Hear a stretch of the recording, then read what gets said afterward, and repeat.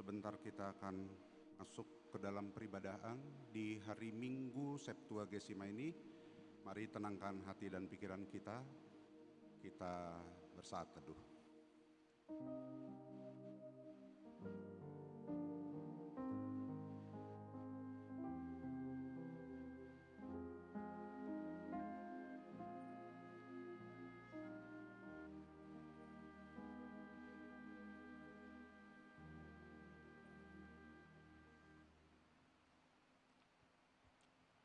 Kita bernyanyi dari mata acara pertama, Kidung Jemaat nomor 19. Kita nyanyikan yang pertama sampai yang ketiga, Tuhanku Yesus.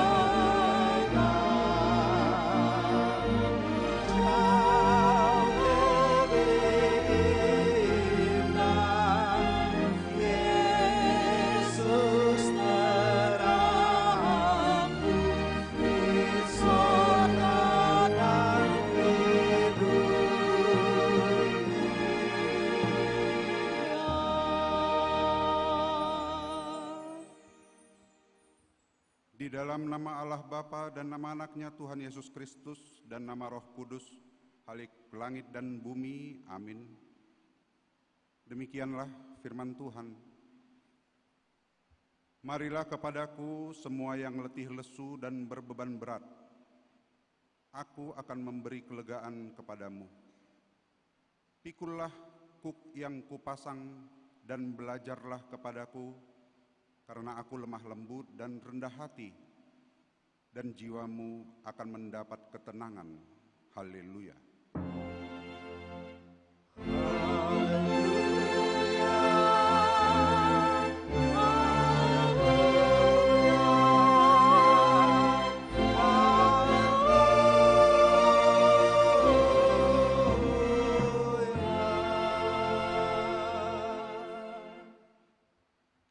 Ya Tuhan Allah Bapa kami yang di surga, kasihanilah kami orang yang lemah ini. Engkau mengetahui bahwa musuh kami itu kuat sehingga kami selalu dikalahkan oleh karena kelemahan kami. Oleh sebab itu kami mohon kepadamu, kuatkanlah kami dan berilah kami kemenangan atas musuh-musuh kami karena penderitaan, anak-Mu yang Engkau kasihi, Tuhan Yesus Kristus. Amin.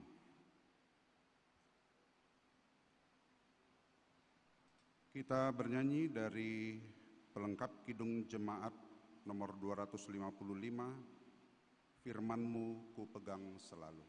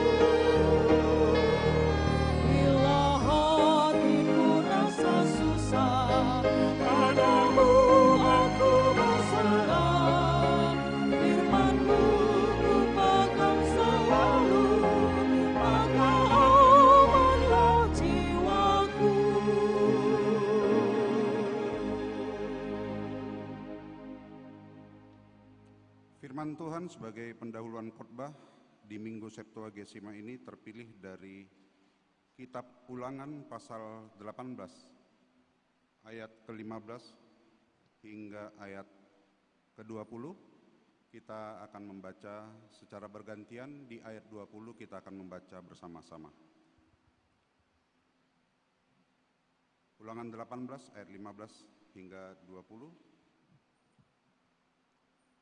Seorang nabi dari tengah-tengahmu, dari antara saudara-saudaramu sama seperti aku, akan dibangkitkan bagimu oleh Tuhan Allahmu.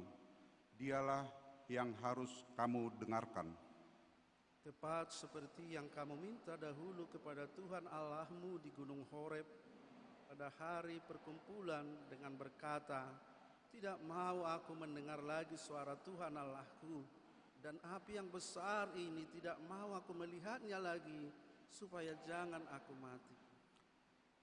Lalu berkatalah Tuhan kepadaku, "Apa yang dikatakan mereka itu baik.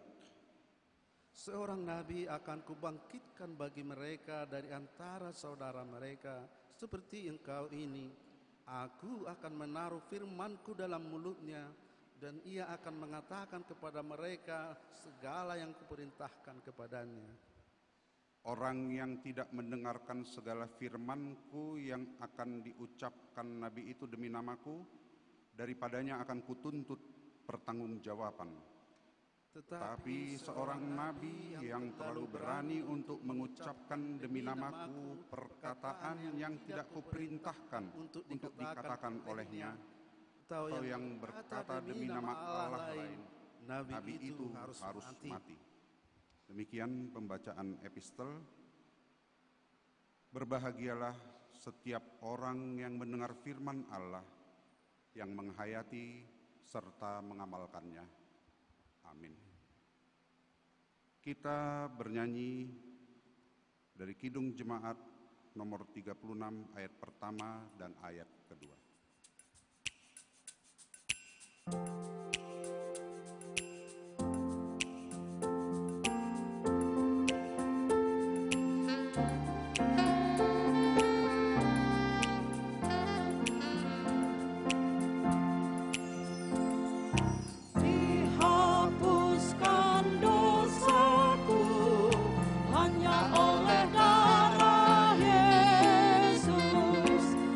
Aku pulih dan sembuh.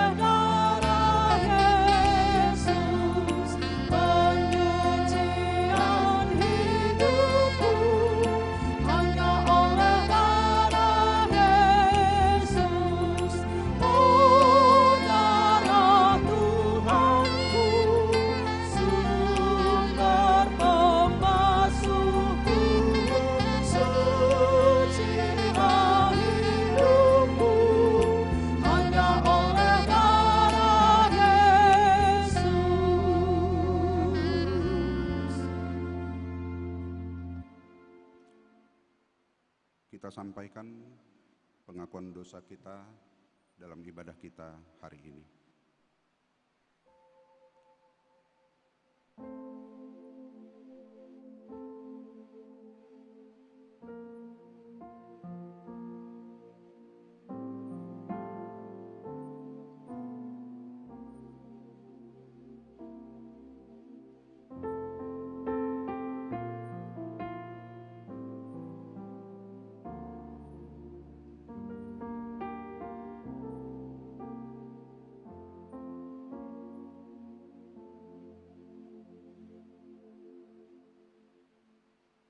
Bapa kami yang di surga yang maha pengasih, kami datang bersembah sujud di hadapan-Mu, mengaku dan menyesali segala dosa dan kejahatan kami.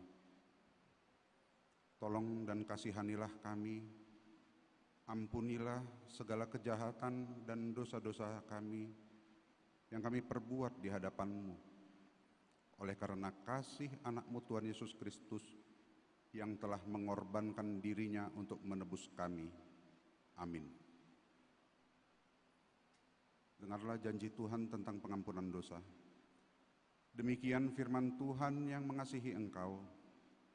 Biarpun gunung-gunung beranjak dan bukit-bukit bergoncang, tetapi kasih setiaku tiada akan beranjak daripadamu, dan perjanjian damaiku tiada akan tergoncang.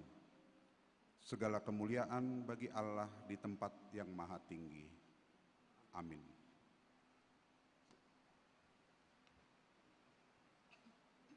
Kita bernyanyi Kidung Jemaat nomor 392 ayat pertama dan ayat ketiga, Ku berbahagia.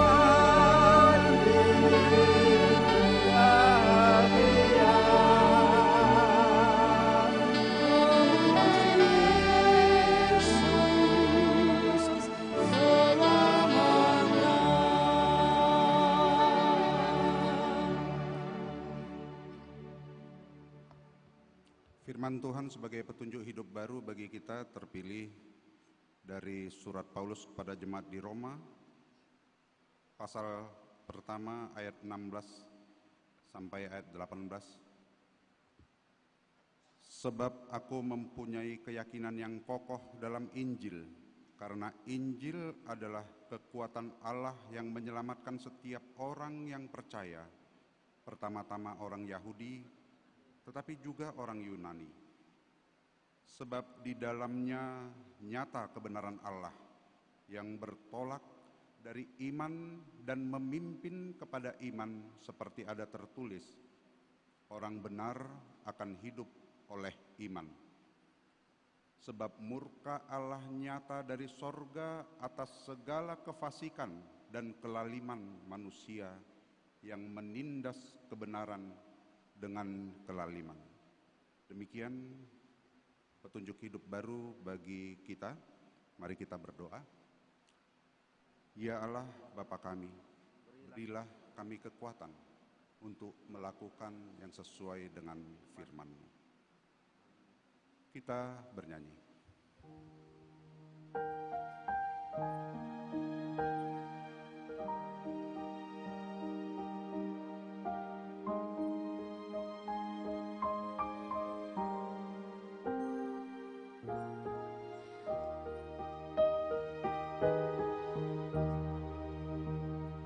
Jadilah Tuhan kehendak-Mu, ku tanam liat di tangan-Mu. Bentuklah aku sesuka-Mu, aku nantikan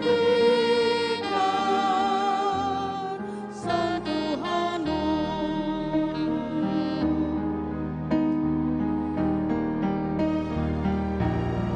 Jadilah Tuhan kehendak-Mu, sucikan hati pikiran-Mu. Pilihlah aku dan pujilah ku di depan-Mu, sujud sembah.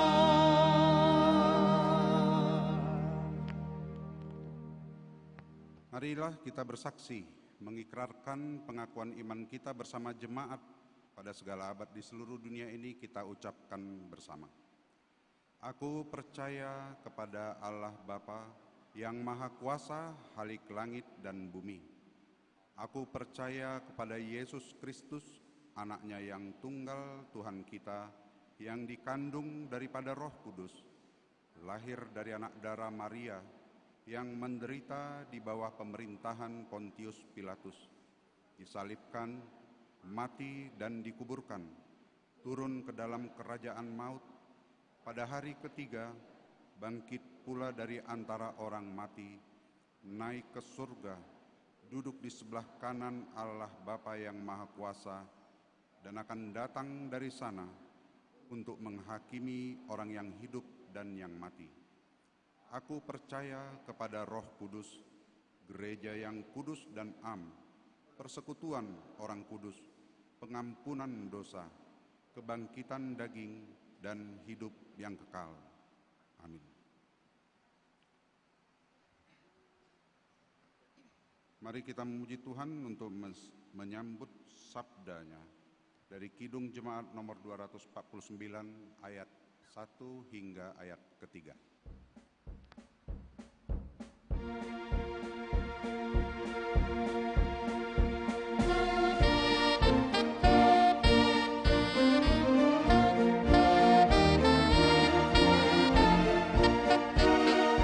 Serikat persaudaraan, berdirilah teguh, sempurnakan persatuan di dalam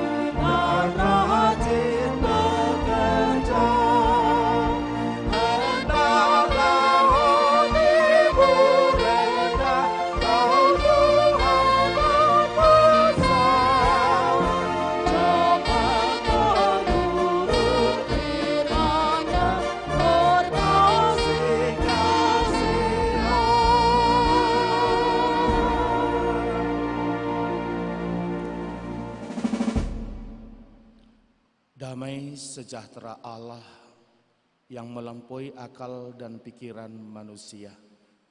Itulah yang memeliharakan hati dan pikiranmu untuk mendengar, merenungkan, dan memaknai sabda Kristus. Amin. Firman Tuhan yang akan kita renungkan pada minggu pagi hari ini diambil dari 1 Korintus pasal 8 ayat 1 sampai dengan ayatnya yang ke-13. Sebaiknya kita akan membaca secara bergantian. Demikian firman Tuhan. Tentang daging persembahan berhala kita tahu, kita semua mempunyai pengetahuan yang demikian membuat orang menjadi sombong, tetapi kasih membangun. Jika ada seorang menyangka bahwa ia mempunyai sesuatu pengetahuan, maka ia belum juga mencapai pengetahuan sebagaimana yang harus dicapainya. Tetapi orang yang mengasihi Allah, ia dikenal oleh Allah. Tentang hal makan daging, persembahan berhala, kita tahu tidak ada berhala di dunia dan tidak ada Allah lain daripada Allah yang Esa.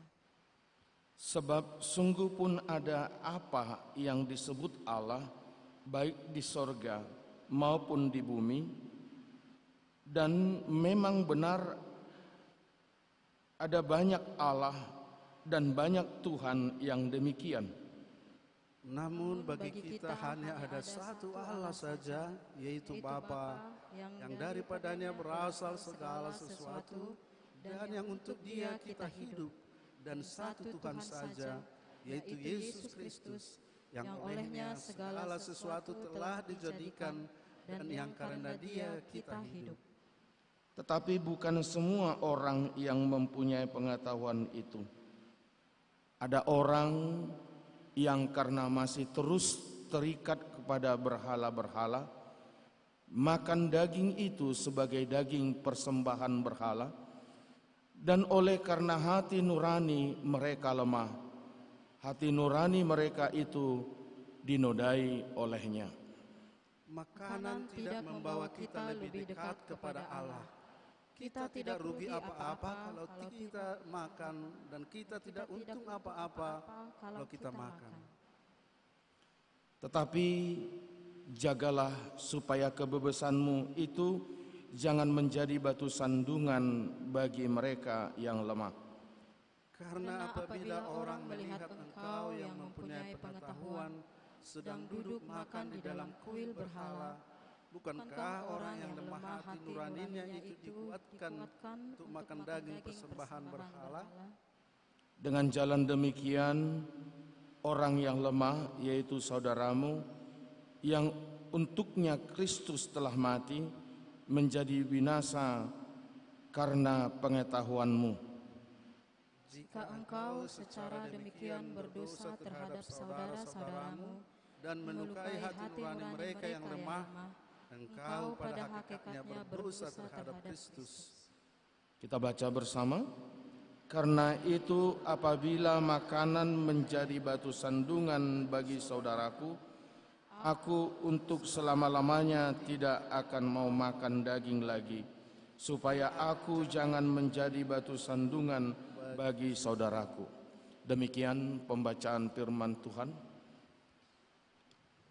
Bapak, Ibu, saudara yang dikasihi Tuhan kita Yesus Kristus, tema khotbah kita pada hari ini, jangan menjadi batu sandungan bagi sesama. Jemaat yang dikasihi Tuhan kita Yesus Kristus, tentu kita tahu bahwa jemaat Korintus yang pada saat itu sedang bertumbuh imannya dari penyembah berhala dan percaya kepada Yesus Kristus.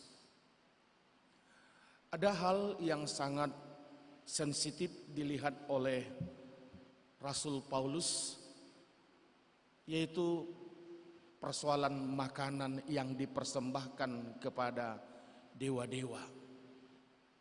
Memang jelas dikatakan Paulus bahwa sebenarnya makanan itu tidak akan membawa kita dalam nilai rohani. Jika kita makan, apakah rohani kita semakin bertumbuh, atau jika tidak kita makan, apakah memang bertumbuh atau tidak. Tapi berbicara soal makanan, sebenarnya bukan itu yang menjadi fokus. Tetapi ketika makanan itu kita makan, tetapi orang lain yang melihatnya atau jemaat yang baru tumbuh di kota Korintus itu, kita yang sudah rohani, kita sudah lama menjadi percaya kepada Yesus, ketika kita memakannya, iman mereka akan terganggu. Seakan-akan bahwa kita masih ikut bagian dalam penyembahan berhala itu. Bukankah dia berusaha menjauhkan diri dalam penganutan menyembah berhala? Kok yang Kristen yang sudah lama memakan itu? Bagi Paulus ditekankan, bagi orang-orang yang percaya dan mengetahui tentang makanan itu, tidak ada kaitannya dengan kepercayaan. Karena menurut Paulus dikatakan bahwa hanya ada satu Allah yang benar. Ketika dipersembahkan persembahan itu kan, toh enggak dimakan dewa itu. Itu saya ingat ketika melihat orang Batak mau berpesta, dari keluarga ini pergi ke kamar membawa makanan. Lalu saya tanya, untuk apa? Mau dikasih persembahan ini kepada Sumangot. Sumangot itu rohnya opungnya. Karena kita mau berpesta, seakan-akan mohon izin dan doa restu. Boleh saya lihat, saya bilang waktu di kamar. Dia seperti berdoa atau bertonggo, namanya martonggo, meminta kepada leluhurnya supaya makanan yang enak ini dan makanan kesukaan opungnya dulu waktu hidup itu diberi, supaya roh opungnya dia itu memberkati pekerjaan mereka untuk pesta itu, menjauhkan hujan, mendatangkan orang-orang yang diundang, dan lain sebagainya. Di dalam doanya begini kira-kira, opung, datanglah engkau Sumangotmu, memberkati, menjagai kami supaya pesta ini dapat berjalan dengan baik. Berkatilah keturunanmu ini, anak cucumu ini. Kira-kira demikian. Dan tidak ada yang boleh berbicara waktu dia berdoa. Yang lalu lalang juga enggak boleh, harus tekun. Sementara yang mempersiapkan makanan dan minuman yang lain juga harus berhenti, karena dia sedang mendekati roh. Saudaraku yang dikasihi Tuhan kita Yesus Kristus, apakah roh nenek moyangnya itu, opungnya itu datang? Saya bilang tidak. Apakah makanan itu dimakan? Saya bilang tidak.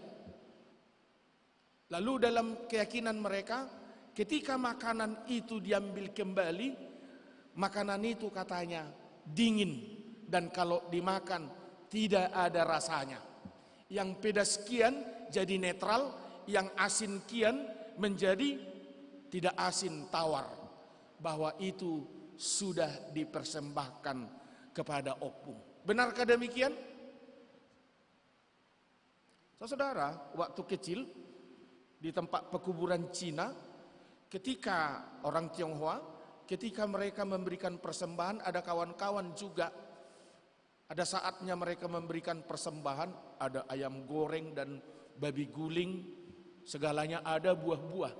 Ketika orang-orang yang memberi persembahan itu pergi, datanglah kawan-kawan, ya.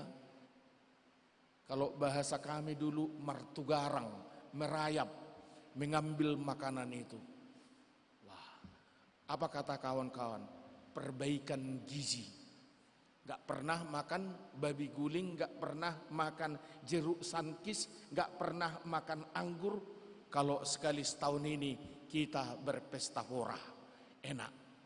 Saudara, itu pengetahuan kita.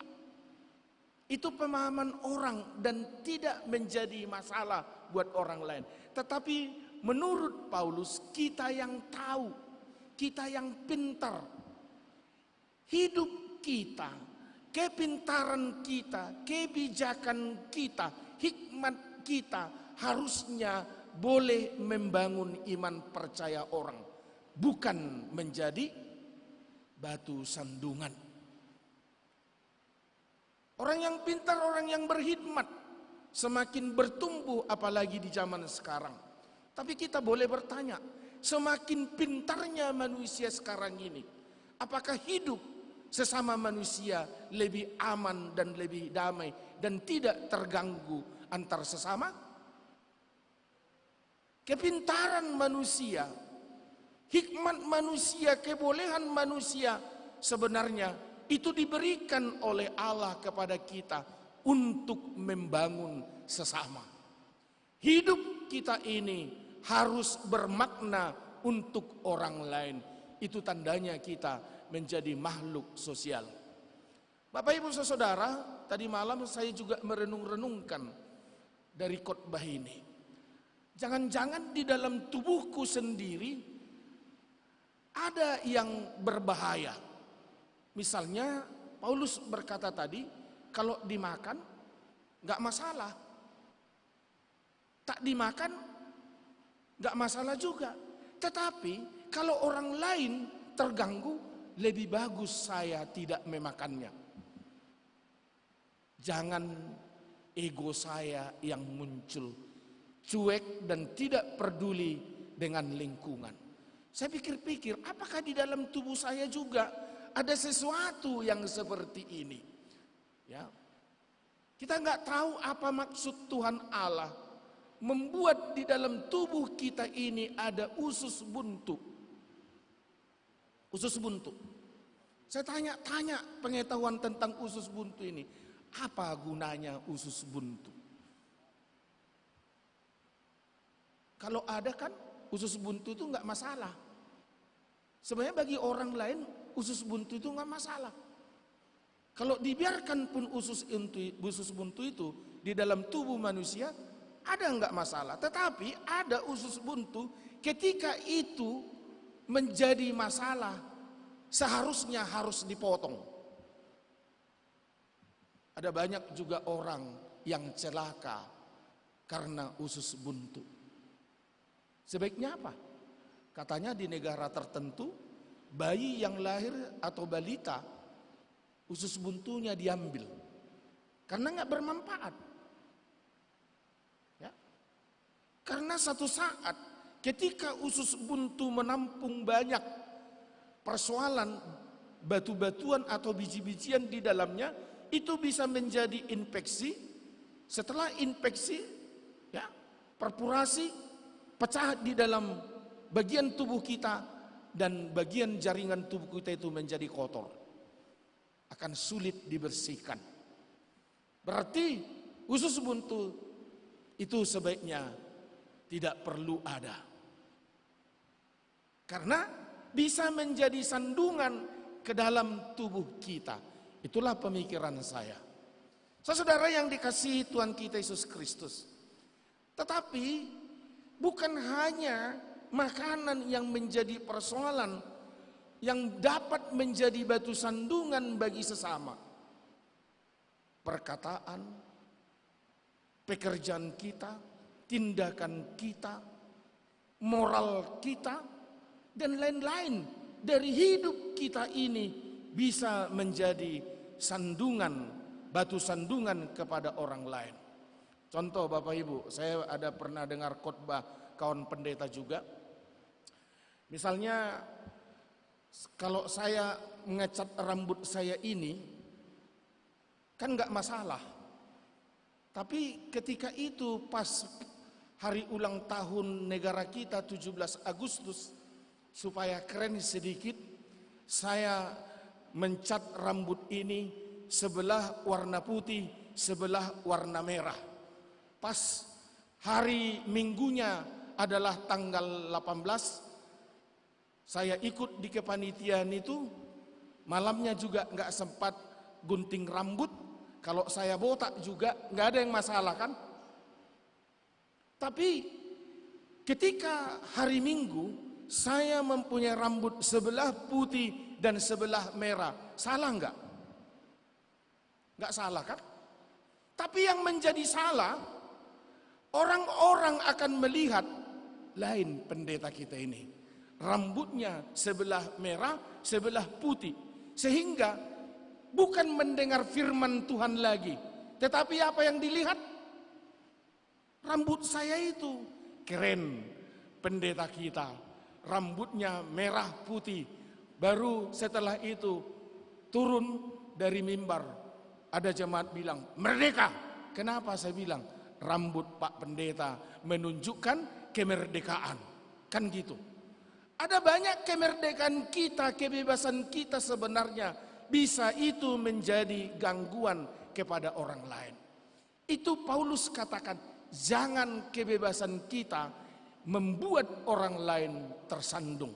Itu sebenarnya Bapak Ibu. Nah, saya cerita sedikit tentang satu burung yang waktu itu dalam cerita ini ada pertentangan makhluk hidup. Kalau Bapak Ibu kenal dalam bahasa Batak haluang,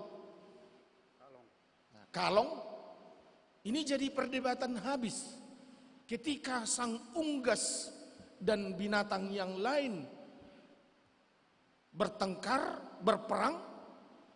Ini kalong ini menjadi batu sandungan. Datang sang unggas, sudah mulai kalah dalam pertempuran itu. Sudah mulai kalah. Waktu itu kalong itu masih ikut terbang dan berperang melawan binatang yang berjalan. Saudara, mulai dia berpihak kepada lawan. Hei, bukankah ini unggas juga? Tenang saudaraku, aku bukan unggas, sekalipun aku terbang. Mana buktinya? Lihat, dia unjuk gigi. Unggas tidak ada yang punya gigi. Unjuk gigi dia, ini gigi saya. Punya kuku, saya punya kaki punya. Hanya terbang saya saja saya, katanya. Lalu berperang lagi, mulai kalahlah binatang yang lain ini. Mulai menanglah sang unggas, burung-burung ini. Lalu dia mulai lirik, mulai dia tinggalkanlah yang lain ini, binatang ini yang lain. Dia terbang. Terus dia dekat dengan burung yang lain. Tadi saya lihat ini di sana, bersama-sama dengan binatang itu. Kenapa ini diterima menjadi unggas? Saudaraku, jangan lupa, kita kan sama-sama terbang. Anda punya sayap, saya juga punya sayap, katanya. Iya, kami semua tidak punya gigi. Iya, betul. Tapi lihat, saya terbang. Udah menanglah sang unggas ini. Lihat, kalau kita semua berdiri di atas kaki kita dan kepala kita di atas. Datang kalong ini. Waktu itu dia pegang cabang-cabang itu, ranting kayu, dan kepalanya ke atas. Buktinya ini bukan burung, bukan unggas. Ini menjadi batu sandungan buat kita. Bapak Ibu, ada banyak dalam kehidupan kita bisa menjadi salah buat orang lain. Bukan berarti kita akan menyamar seperti kalong ini, tetapi kita harus tegas menyatakan yang benar, dan memang itulah yang dikehendaki Tuhan. Artinya Bapak Ibu, pernahkah kehidupan Yesus menjadi batu sandungan? Bagi banyak orang, kehidupan Yesus dan apa yang dilakukan oleh Tuhan kita Yesus bisa menjadi batu sandungan. Ada banyak orang berkata, tidak mungkin manusia menjadi Tuhan, karena pengetahuan mereka, Yesus itu manusia, dia dijadikan menjadi Tuhan. Itu salah. Pengetahuan iman kita yang benar, kita harus katakan jelas, Tuhan, firman yang menjadi manusia. Saudara yang dikasihi Tuhan kita Yesus Kristus, apa yang boleh kita maknai dalam firman pelajaran hari ini? Adakah masih di hidup kita sekarang, di zaman modern ini, penyembah-penyembah berhala seperti di zamannya Korintus? Bisa jadi masih ada. Tetapi apakah khotbah ini melulu kita persoalkan masalah berhala dan makanan ini yang menjadi batu sandungan untuk orang lain yang baru tumbuh? Saya mau katakan Bapak Ibu, ada banyak kehidupan kita yang bisa menjadi batu sandungan untuk orang lain. Dari cara berpakaian, dari etika, motivasi, atau tujuan kita, gaya hidup kita, bisa jadi menjadi batu sandungan untuk orang lain. Ada barangkali orang-orang yang baru tumbuh beriman, ya, baru datang menjadi orang Kristen. Bisa jadi pakaian kita menjadi masalah bagi mereka. Risih kali katanya. Kenapa? Ya, kita tahu sendiri bagaimana pakaian kita. Padahal sebenarnya bukan pakaian itu yang menghantar kita masuk ke surga. Benar nggak? Soal makanan itu juga. Ada yang makan darah, ada yang tidak makan darah. Ini juga persoalan. Ada yang pakai mengulosi, ada yang tidak pakai mengulosi. Ini persoalan, masalah budaya. Ya, ada banyak Bapak Ibu. Maka hati-hati. Di mana kita menyatakan orang yang berhikmat, orang pintar, yang memahami iman yang sesungguhnya. Mari kita tempatkan diri kita di dalam posisi untuk membangun sesama di dalam beriman. Itulah serikat persaudaraan, itulah persekutuan itu. Ketika kita disekutukan dengan firman Tuhan, dengan iman itu, ada kedamaian, ada kesejukan, dan ada dapat menerima kelemahan-kelemahan orang lain. Berarti yang kuat menopang yang lemah, yang pintar mengajari yang kurang berhikmat. Maka ada pepatah orang Batak, hotang di ijuk di para-para, hotang di parlebihan, nabisuk napunahata, naoto tupar gadisan. Sebenarnya terjemahan ini yang ditafsirkan adalah mari orang pintar mengajari orang bodoh supaya jangan terjual. Itu maksudnya. Mari orang yang beriman bantu orang yang lemah supaya iman mereka bertumbuh. Mari bertumbuh bersama-sama di dalam Kristus. Kiranya Tuhan memberkati kita. Amin. Bapa di sorga, Allah yang kami sembah dalam Yesus Kristus Tuhan kami, berikanlah hikmat daripada sorgawi untuk memberi kebenaran yang layak, supaya ketika kami hidup di antar sesama, iman percaya kami membangun orang-orang yang kurang beriman.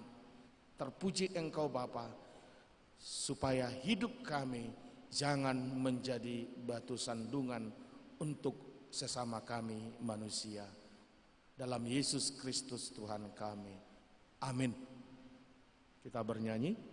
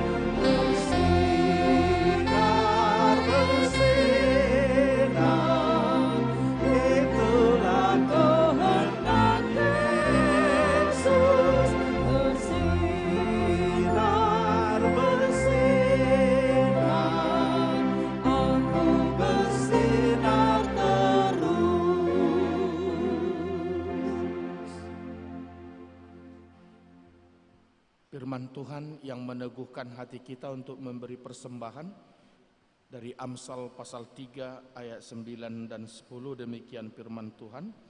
Muliakanlah Tuhan dengan hartamu dan dengan hasil pertama dari segala penghasilanmu, maka lumbung-lumbungmu akan diisi penuh sampai melimpah-limpah, dan bejana pemerahanmu akan meluap dengan air buah anggurnya.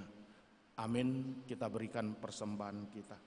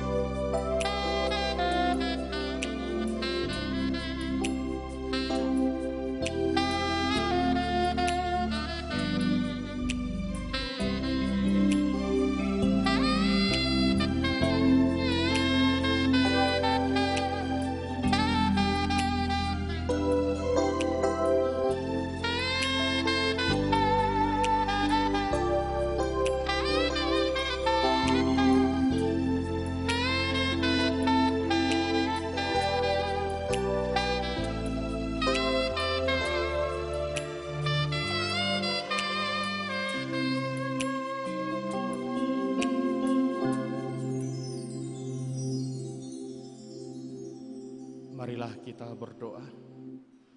Ya Allah, Bapa kami yang ada di sorga, kami mengaku dengan setulus hati, Engkaulah sumber segala berkat dan karunia dalam hidup kami. Di sini kami mempersembahkan kurban syukur kami kepadamu. Terimalah persembahan umat-Mu dan berkatilah menjadi alat kesaksian, persekutuan, dan pelayanan jemaat-Mu ini.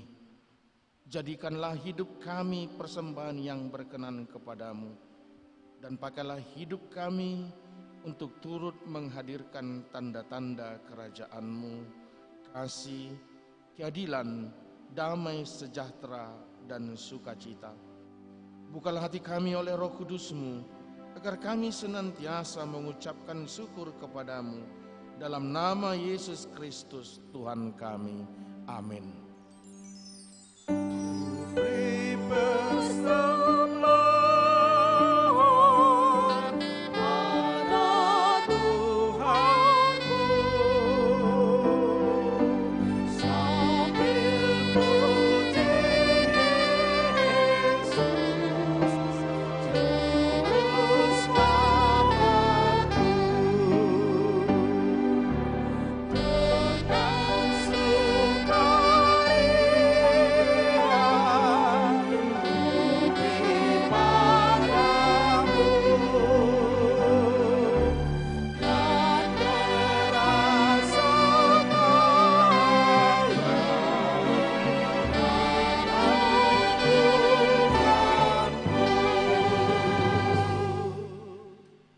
Bapa kami yang di sorga, dikuduskanlah namamu, datanglah kerajaanmu, jadilah kehendak-Mu di bumi seperti di surga. Berikanlah kami pada hari ini makanan kami yang secukupnya, dan ampunilah kami akan kesalahan kami, seperti kami juga mengampuni orang yang bersalah kepada kami.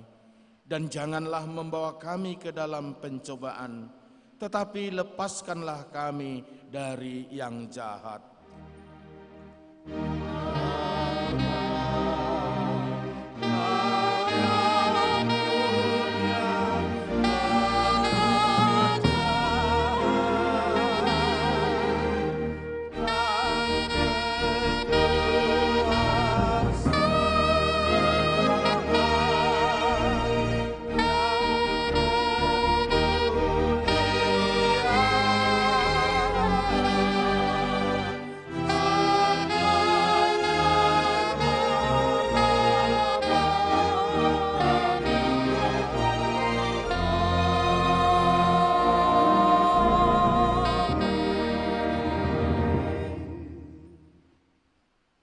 Tuhan memberkati engkau dan melindungi engkau. Tuhan menyinari engkau dengan wajah-Nya dan memberi engkau kasih karunia. Tuhan menghadapkan wajah-Nya kepadamu dan memberi engkau damai sejahtera.